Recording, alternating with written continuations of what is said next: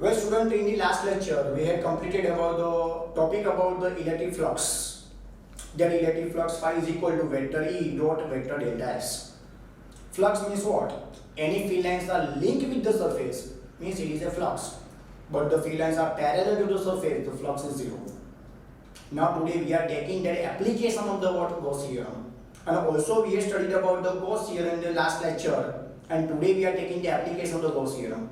And what is equation of the Gauss theorem? That is flux phi is equal to Q by epsilon 0.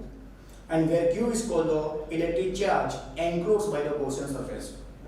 So the student, today in every theory, we are taking only two equations to find out electric field E.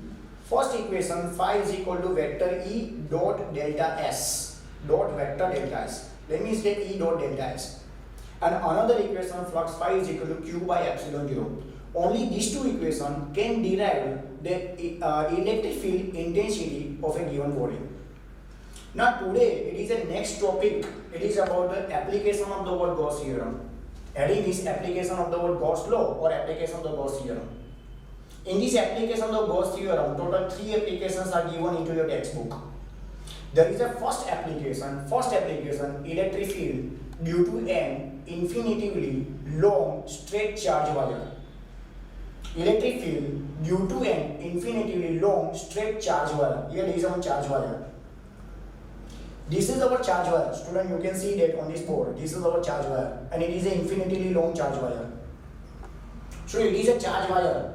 Which density can be used? In the charge wire we can use linear charge density lambda. We can use the word linear charge density lambda.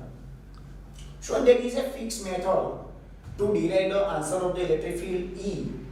Student, to derive the answer of the electric field E, this charge wire, it is to be enclosed by the Gaussian cylindrical surface. This charge wire, it is enclosed by the Gaussian cylindrical surface. The radius of this cylindrical surface, it is small r, and the length of this cylinder, it is what, small l. By using this Gaussian cylindrical surface, we can calculate the electric field E, in which this charge wire, it is behave like a axis of the cylinder. This charge wire is behave like a axis of the cylinder.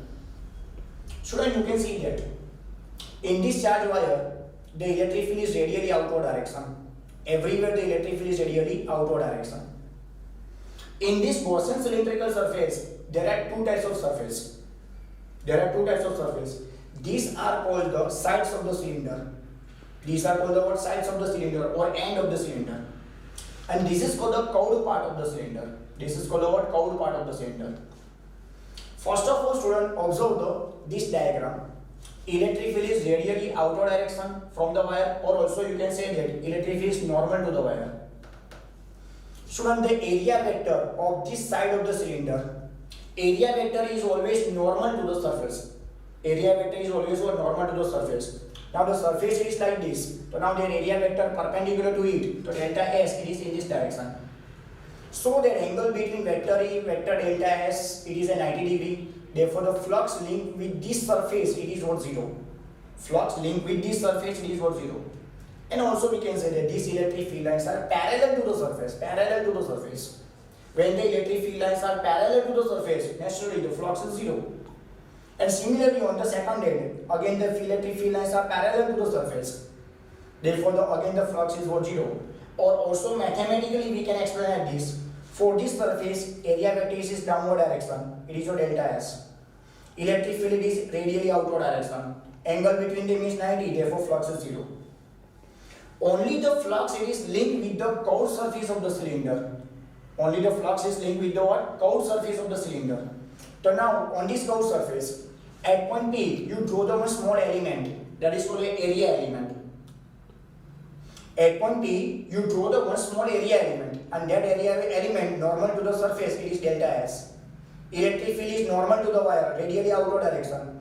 These two are in same direction. Therefore, on the curved surface of the cylinder, we can calculate the word electric field E, and we can calculate the word flux.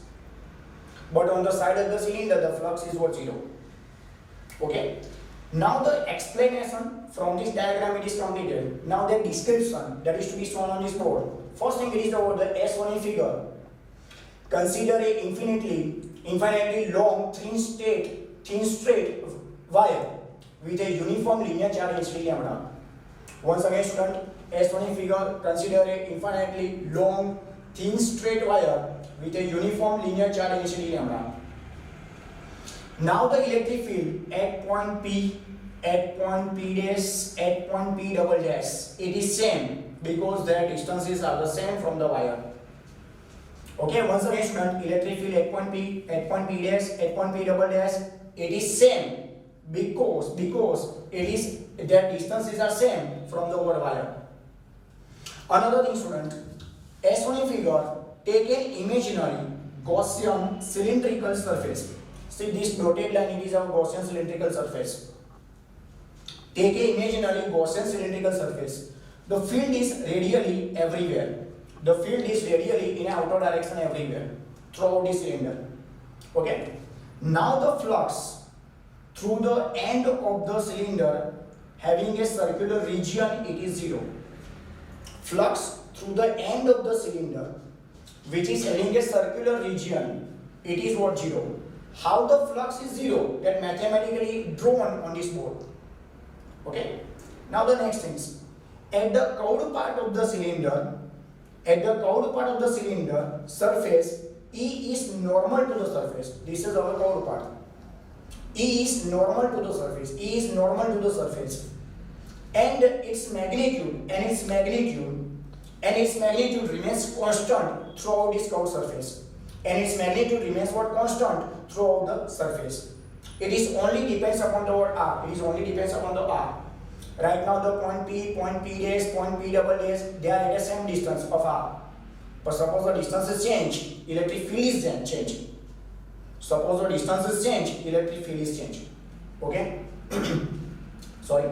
Now, student, to calculate the electric field on this curved part of the cylinder, first of all, draw the small area element, and that area element denoted by what? Vector delta S. And it is normal to this area element. This is the direction of the electric field. Both are in which direction? Same direction.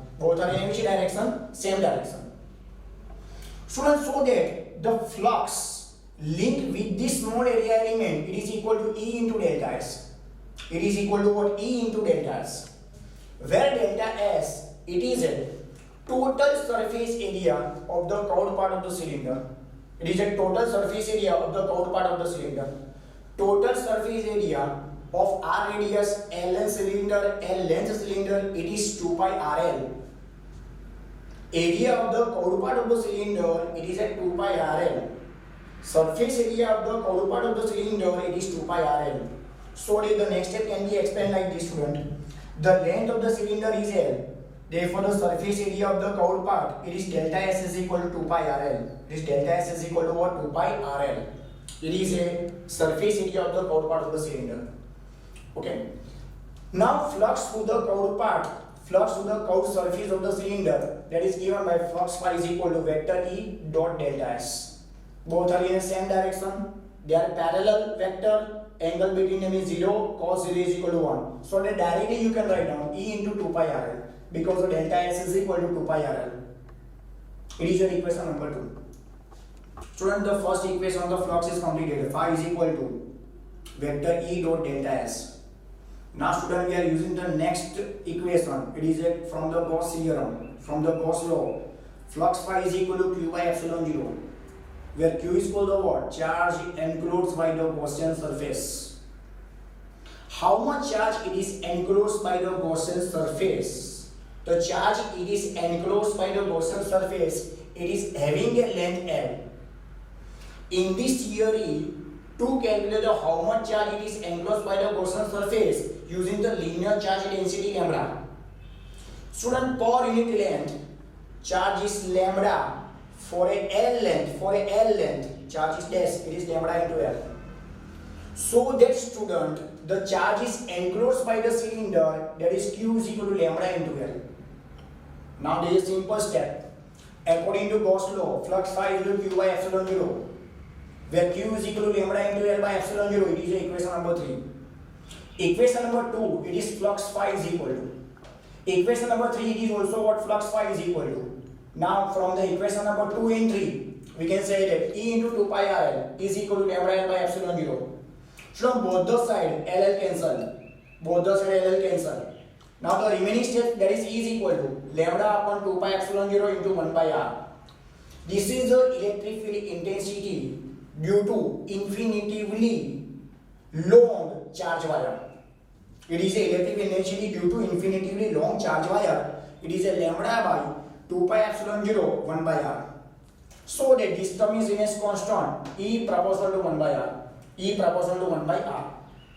Now write down their vector form. Therefore vector E is equal to lambda upon 2 pi epsilon 0 1 by R into n cap, where n cap is the unit vector in the direction of the electric field. Where n cap is the unit vector in the direction of the electric field E. Now student, the last things. In this charge wire, you plot the graph E versus R. The graph of E versus R. What is the relation between E and R? So they are inversely proportional to each other. Therefore, the shape of the graph is curved shape. And this shape of the graph, it is represent the E proportional to what 1 by R.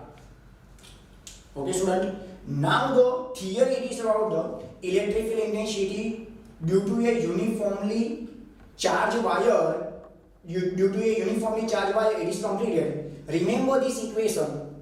That is E is equal to 2 pi lambda upon 2 pi epsilon 0 1 by R. If lambda is positive, electric field is radially outward direction. It is away from the wire. If lambda is negative, the electric field is towards the wire. It is a radially inverse direction. Okay, student. Now to derive this equation, only we are using the two equations. Flux phi is equal to vector E dot delta S and Gauss theorem flux phi is equal to Q by epsilon 0. Using these two equations, we can derive this theory. Okay, student. Fine.